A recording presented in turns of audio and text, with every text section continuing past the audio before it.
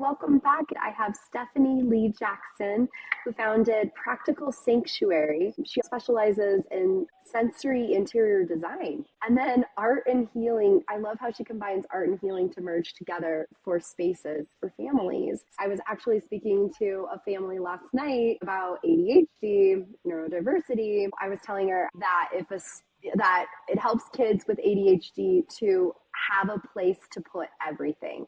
So it has a specific place where it goes. And then I was like, wow, I hadn't heard that. And then I was also telling her that I had heard that when we can decrease the amount of clutter or things in our space, that our nervous system doesn't feel as overwhelmed. Have you heard these things? Absolutely. Okay. And with ADHD, there's an extra issue that there is some evidence to suggest that ADHD is partly a deficit of neurotransmitters that help you write things in short-term memory. Now, if you have less short-term memory than the average person, and all of your things are all over everywhere where you don't have a spot to put them, you're going to have a harder time finding things because you just can't track all of those things. You're going to respond to whatever's right in front of you. So if you have a finite number of things and they all have a place that they go, your ability to find something again once you put it down and the ability to not be distracted by a thing that just pops up in your peripheral vision is going to rise, and you're going to be able to just manage the complexity of your life a little more easily. Interesting. Wow. I like the science behind that. Thank you for explaining that. Okay, so when you go in, when you create spaces for people, do you have any ideas about what we can do? I'm failing to show you my table right now covered in model train building, like little house building kits for my son. One of the first things I have my clients do is, even if I'm with them in person, we will take dozens and dozens of photos. As you are seeing right now in your own computer screen, how you frame something determines what you pay attention to. And if you're just in this, you're swimming in this environment and all the stuff is just there, your brain's been filtering it out. When I have my clients like take a photo frame and just start clicking it, it's like, oh, there's that pile of stuff over there that my brain hasn't like brought to my attention in the last 6 months, but it's still there. All of Yes. these things, they start to be able to see. I ask you how you feel about this. You're going to get Mm. a physical response. And that physical response is going to give you information about the next thing to. It's so interesting because as you're talking about when you see that there's what's the emotion that it invokes, and yes, there's the intensity of, oh, I wish I could just put it away, I wish it was put away. There's also the intensity of raising neurodiverse kids. As a parent, society is already judging you and your kids and how you're parenting. And for Mhm. me, I had to choose as a conscious parent. It was like, do I want to be short with my kids because they're making a mess and I need it to always be perfect? I had to make this choice consciously about 6, 7, 8 years ago. The house is what it is. And I do my best and I try to keep it clean, but sometimes there's socks everywhere and train table pieces and these things because I have to keep my sanity. I do Who let people in cares my what a space. judgy stranger thinks? Oh, Judgy it's a lot. strangers are not your people. Yes. So when we're looking at trying to harmonize our space, I'm trying to think of what can we do? What can we do to transform a space? I think for me, like I do have the boundaries, whereas usually it's no toys on the main floor, toys in the basement. That's where I've gone. Yeah. It's never going to be perfect, but then there's a lot of different levels of how you harmonize. And getting clear on what your core needs are is the first step in that.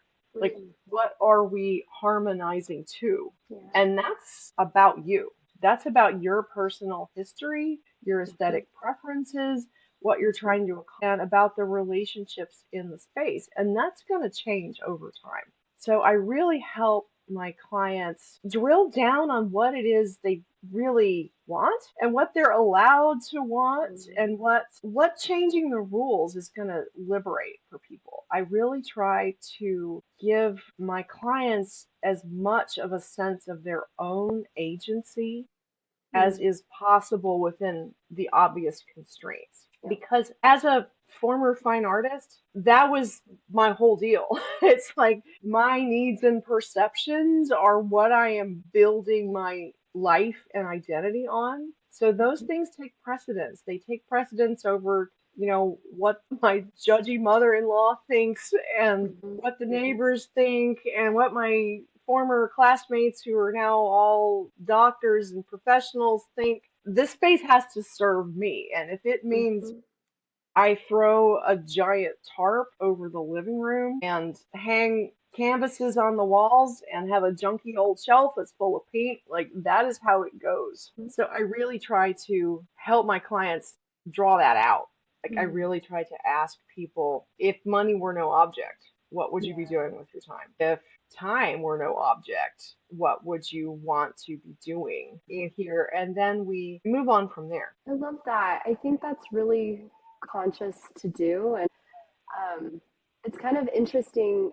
Before, when we moved into our house, my husband and I think it was 4 years ago, we looked at each room, and it was right after COVID. So we wanted to get the most use out of each space. Do we really need a full guest bedroom when we have people come once a year? No, let's build a Murphy bed Exactly. and make it an hmm office. You're actually working as a family. You've got your own little niche, but you've got a little bit of social connection in Mm-hmm. that space. And really, what we Yeah. are lacking is that in-person social connection when we're in our computers. So Mm-hmm. if we have perhaps a shared office, Yeah. at least you've got the sense that there's some life over here and you're not Yes. just alone in cyber world in front of your desktop. So I wholeheartedly approve of that. Yeah, and it was interesting because we did think about all this. I guess we did kind of know our kids were neurodiverse, but also it's so helpful for me to have these spaces where I can check in on the kids while I'm cooking dinner, hmm while hmm we're together, and I can Yes. check in on things for them as they will get more into homework as they get older too, because that will be something that we'll have to do together and manage together. The highly sensitive person ends up taking on way more of the responsibility for everyone getting their needs met and kind of like white knuckling it through a lot of things because they're aware of what's Yeah. happening with other people, but they're not getting the same thing in return. I am one of Yeah. those people. Same. Yeah, I Yes. suspected you might be. Yes. Yeah, so physical boundaries are huge. I mean, Hmm. your children need that level of supervision. Hmm. And also you need ways that you can recharge your own nervous system Mm. in order to keep doing what you're doing. There have been times when I have gone into homes where the parents were, how do we support the Yeah. child? Like, really, I'm kind of militant about insisting that mother's needs get met Hmm. because the mother is caring for everyone else, and it's always assumed in our culture that you're either a Hmm. carer or a caree, and the Hmm. carers don't get care, and the carees don't have to give care, and like, Hmm. not functional. If you're Yeah. holding things together, your needs need to get met. Mhm. There's a million ways that could happen. I just take people through the process and just figure out, okay, what do you need? What can we do? And make a case for doing it. Sometimes Mhm. just having it all laid out, it's like, yeah, people don't want to, oh, it'll be too much trouble, take too much time, cost too much money. I'm really frugal, really thrifty, but there are certain things that just, if it's going to make you feel better, you need to do it. Yeah. And it can be something as simple as just painting a room, changing your Hmm. layout, like having a little space that you can close the door for a certain amount of time every day. Your own Hmm. little niche where you can just go and, you know, be with yourself or Yes. be with a friend who nurtures you. Like get that break to take care of yourself. And your children will benefit from that. You mentioned that you're writing a book. Can you tell us about Yes, it's called the Eccentric Genius Habitat Intervention Interior Design for Highly Sensitive People. it? Okay. It's a manifesto about sensory interior design, and it is also a how-to guide for Mm, how to go through each one of your own senses and those of your family and mm, understand how you relate to the world in that sense, and then how to adapt the space that you can control to optimize your relationship with that sense and with your space. And I break it down for people with executive function issues. I mhm, have exercise. Here's the thing you could do in this minute. Here's the mm. thing you can do next week. Here's the thing you can do someday. So you can keep coming back to it. And it is not a how-to guide that is your typical self-help book where it's all on you. Mm. Yeah. So As if there was, people, we need, oh, yes, no, go ahead. we need connection. And you're creating that connection with your podcast. And I'm sure you know this very, very well. Yes, I do. Connection is, I feel like, oh my gosh. And we don't necessarily always value that as humans nowadays because we have our devices, right? It's our artificial connections. So I love you're making these beautiful and well designed, but also livable spaces as places to our foundation for connection, Yeah, right? The yeah, it's dinner our table. foundation for expanding. When you get more bandwidth in your own body, in your own brain, you have more to connect with other people. And Mm-hmm. so a portion of my mission is to co-create spaces with architects and developers and healthcare people that are facilitating that human connection, that community. And there's millions of ways to do that, but it has to be an intention. It has to be a conscious priority. And most of what's being developed right now, that's been taken off of the priority list. It's like, how can we profit the most from, this square footage of acreage that we're going to Mm-hmm. put housing or, shopping malls on? It's not facilitating connection. We have to start. We have to start with us and then expand outward. Yes, I love that. I feel like you're on a similar journey, Stephanie, and in your work with a physical space and bringing that in. I love it. It's beautiful. So, okay, so I have a question for you. What would be, I know as I'm listening, I'm like, okay, organizing is a big piece, getting rid of stuff. You just feel so nervous when you're like, okay, I gotta fix my space. What's a takeaway that you could leave for parents going through this? Don't try to do it all at once. Yeah. Pick the high return on investment activities. Mm. And you can do that just by taking pictures of your own space and Mhm. noticing what's piled up and what's what's creating physical obstacles in your space and what emotional obstacles are those either representing or triggering, and identify one and then ask for some help to create a way to make that obstacle, get some flow through that obstacle. Just tackle one thing at a time. Don't try to do this whole thing where you're just going to fix it.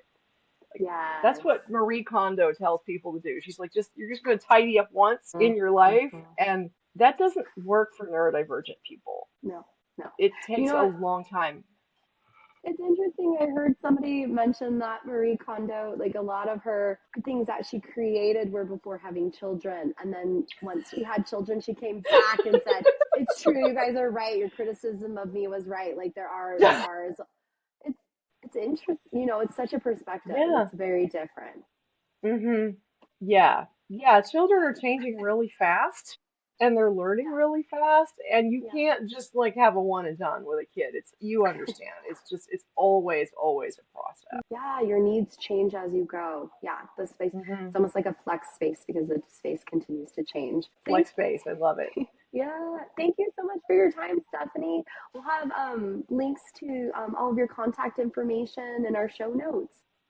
That would be fantastic. Thank you, Carrie. This has been delightful. Please remember that the information shared on this podcast is educational in nature and does not constitute licensed mental health advice. If you need such advice, you should speak with a licensed professional about your unique situation. Thanks so much, happy listeners.